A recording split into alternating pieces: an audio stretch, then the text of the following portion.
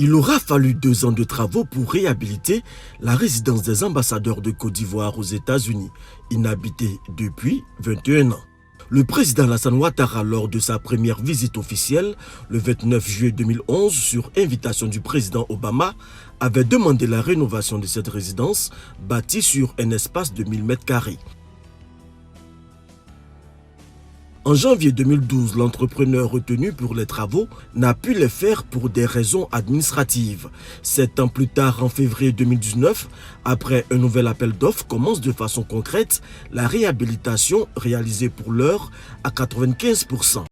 Monsieur l'État a permis qu'on puisse réhabiliter cet édifice qui est le symbole de la grandeur de la Côte d'Ivoire. Dieu merci, aujourd'hui c'est fait. C'est la fierté de la Côte d'Ivoire retrouvée. C'est dans les années 70 que commence l'histoire de cette résidence. La Côte d'Ivoire est en plein essor économique. On parle alors de miracle ivoirier. Dans sa vision, le président Félix Houphouët-Boigny manifeste la volonté de mettre sous pavillon ivoirien toutes les résidences abritant les chancelleries de son pays. Ainsi, en octobre 1972, la Côte d'Ivoire achète cette propriété perchée sur une colline très boisée. Cette acquisition est applaudie et accueillie avec fierté par la petite communauté ivoirienne d'alors, estimée à 1000 âmes dans la région de Washington DC Métro.